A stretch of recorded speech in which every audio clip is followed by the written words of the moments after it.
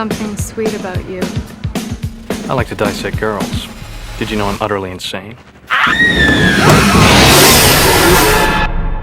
This man is a murderer, a narcissist, a complete psychopath, and he became the internet's most copied personality. That's not an accident. That was always the plan. Here's what nobody tells you about American Psycho. The director wasn't trying to scare you with Patrick Bateman. She was trying to scare you with yourself. And by the end of this video, you're going to have an uncomfortable realization about why you, or someone you know, finds this character aspirational. Stay with me, because this one hits different. New York City, 1987. A Wall Street banker named Patrick Bateman seems to have it all. The perfect body, the perfect apartment, the perfect business card. He also murders people. A lot of them. And somehow, nobody notices. Not his colleagues, not his fiancée, not even the detective investigating the murders. That's the movie. But here's what the movie is actually about. On the surface, Bateman is everything society told men to be in the 80s. Wealthy, disciplined, groomed to perfection, completely in control. He recites morning skincare routines like scripture, he memorizes wine vintages, he gets genuinely upset when someone has a better business card than him. Sound familiar? It should. Because in 2024 and 2025, this man became a template. Eat like Bateman, train like Bateman, think like Bateman. Entire corners of the internet dedicated to copying a fictional serial killer's morning routine. But here's what you're missing. Bret Easton Ellis, the man who wrote this character, has said in interviews that Bateman was never meant to be admired. He was meant to make you sick. So what went wrong? Here's the thing that changes everything when you realize it. Patrick Bateman has no personality. None. Zero. He is a perfectly constructed shell. Every opinion he has is borrowed. Every preference is performative. Every emotion is theater. He doesn't actually like the music he talks about. He doesn't actually care about the restaurants. He is pure surface, all image, no interior. And the internet made him a role model. Let that sit for a second. Here's where it gets psychologically interesting. There's a concept called dark triad fascination, the documented psychological tendency for humans to find narcissism, psychopathy, and manipulation compelling on screen. It's why we binge Breaking Bad. It's why we root for Tony Soprano. These characters give us permission to feel things we're not supposed to feel. Bateman does the same thing, but with one crucial twist. He's not likable despite being dark. He's aspirational because he appears to have mastered the thing most men feel they're failing at: control. But wait, here's the twist most people miss about why this character exploded specifically in the last 5 years. Around 2020 to 2022, something happened online. The Sigma male aesthetic emerged. This idea of the lone, emotionless, disciplined man who operates outside social validation. Patrick Bateman, a character literally written as a satire of toxic masculinity, got recut into motivational content. His morning routine became a productivity hack. His coldness became stoicism. His murders became edgy jokes. The satire got stripped out. The aesthetic got kept. And a generation of young men started copying a character who, in the actual film, represents everything that's broken about the world they're living in. That's not their fault. That's what happens when you take a 2-second clip out of a 101-minute film. I call this the empty vessel effect. When a character has no real interior, no authentic values, no genuine relationships, no actual self, viewers project whatever they want onto them. Bateman becomes whoever you need him to be. For some, that's ambition. For some, that's freedom. For some, that's the fantasy of not caring what anyone thinks. The film knows this. It's doing it on purpose. Director Mary Harron has spoken about this directly. She made Bateman visually appealing on purpose. The lighting, the framing, the way Christian Bale moves, it's designed to make you lean in before pulling the rug out. The first act makes you think you're watching a stylish thriller about a cool guy. The second act makes you deeply uncomfortable that you thought that. That discomfort is the movie. And here's the part that most people who post Bateman edits have definitely not thought about. One of the most debated questions in film analysis: did Patrick Bateman actually murder anyone? Because in the third act, when he goes back to Paul Allen's apartment where he committed one of the most graphic murders in the film, it's been freshly painted. There's a realtor showing it, no evidence, nothing. And his lawyer tells him he had dinner with Paul Allen in London after Bateman claims to have killed him. So here's what Harron is really saying. It doesn't matter whether the murders are real or fantasy. Bateman is this person. The violence isn't the horror. The horror is the emptiness that creates it. The most devastating scene in the entire film isn't a murder. It's when Bateman calls his lawyer and confesses to everything. Every murder, every detail, a full confession. And his lawyer laughs it off as a joke. Not because Bateman is crazy, but because Bateman is so interchangeable, so perfectly average in his privilege, that his own lawyer can't conceive of him being capable of anything real. He is invisible, not because he's a ghost, but because he is exactly like everyone else around him. That's the film's thesis. Conformity is its own kind of psychosis. Here's where I want you to sit with something uncomfortable. American Psycho isn't about Patrick Bateman. It's about the society that created him. And it's asking you, directly, whether you're part of that society. When you watch the business card scene, what do you feel? If you feel even a flicker of, I get why that matters, you understand Bateman more than you'd like to admit. The film's entire point is that the values Bateman embodies, status, surface, performance, image over substance, are not unique to a psychopath. They are the operating system of modern achievement culture. Most people stop here. They say, okay, it's a satire, I get it. But here's my take. And this is the part most film analysis gets wrong. The film's real villain isn't Patrick Bateman. It's the world that made him invisible. A world so consumed by surface, by business cards and restaurant reservations and who got the better table, that a man confessing to mass murder is dismissed as a bore. Nobody investigates Bateman not because they're stupid.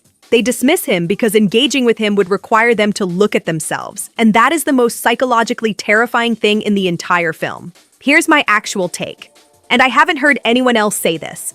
Patrick Bateman didn't become the internet's role model despite being a satire. He became the role model because of it. Here's what I mean.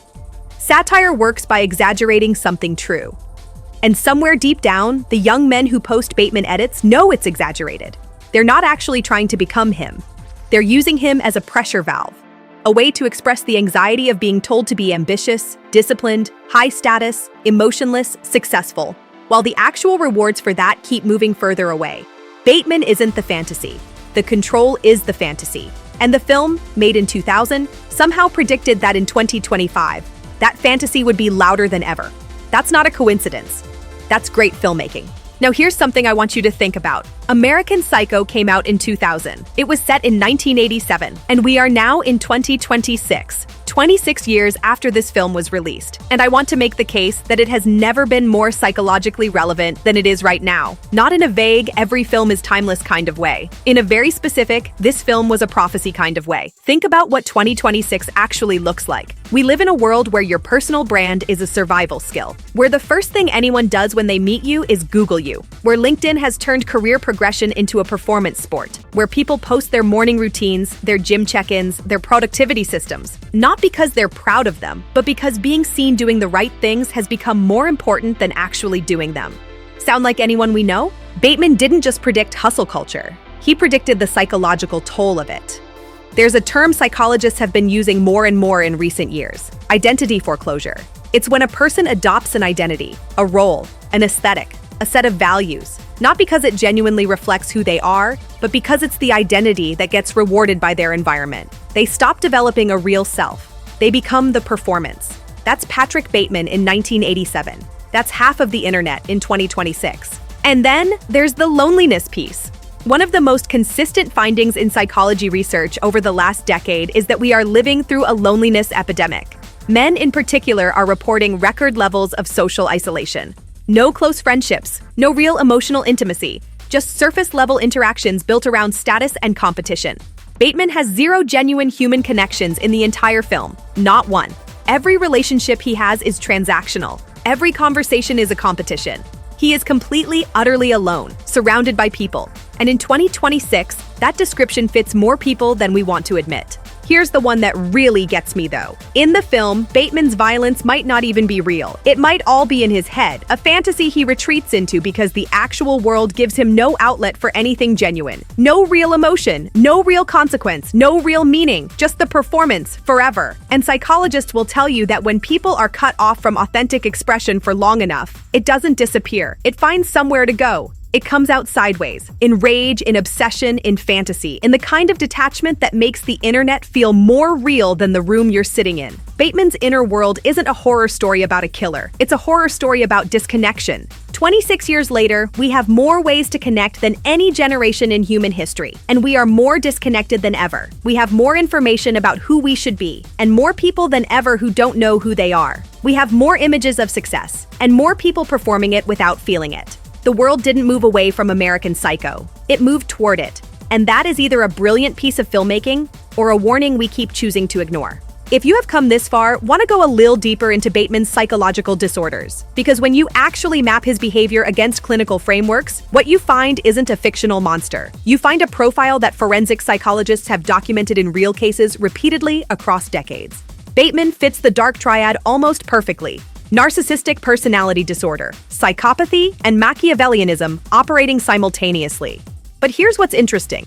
He's not the explosive, chaotic kind of dangerous that most people picture when they hear the word psychopath. He's the controlled, high-functioning kind. The kind that wears a suit, the kind that gets promoted, the kind that nobody suspects because he's too polished, too articulate, too successful-looking to possibly be a threat.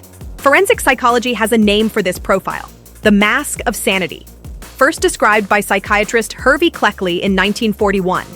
The idea that certain psychopaths are so skilled at mimicking normal human emotion that they become functionally invisible in society. Bateman isn't hiding in plain sight by accident. He's hiding in plain sight because the environment rewards exactly the traits that make him dangerous. Now here's where the real cases come in. Ted Bundy. If you've studied Bundy at all, the parallels are immediate and uncomfortable.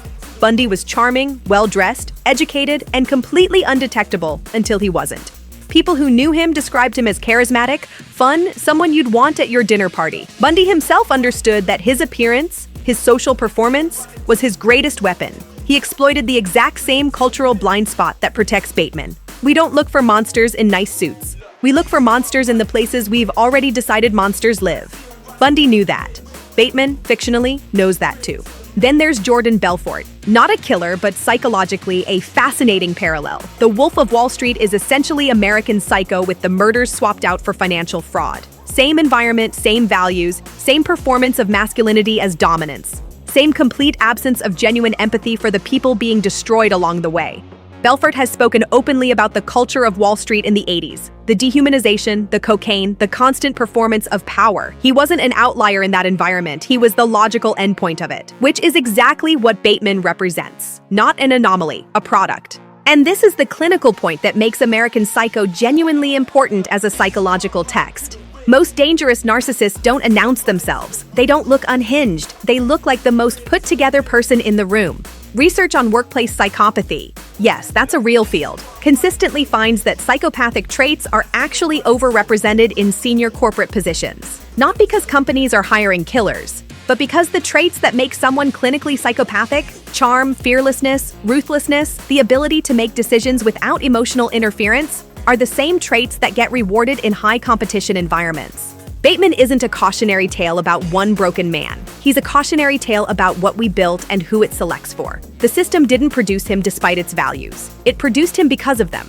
And that's the thought that should follow you out of the cinema and into every boardroom, every LinkedIn scroll, every morning routine video you watch and think, I want to be more like that. If this made you see the film differently or made you a little uncomfortable, good. That's exactly what American Psycho was always supposed to do.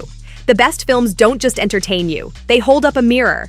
And the question American Psycho is asking has only gotten louder since 1987. Are you watching this film, or is this film watching you? If you want to see films and characters broken down the way they were actually meant to be seen, not the plot summary, the psychological blueprint, subscribe. I do this every single week.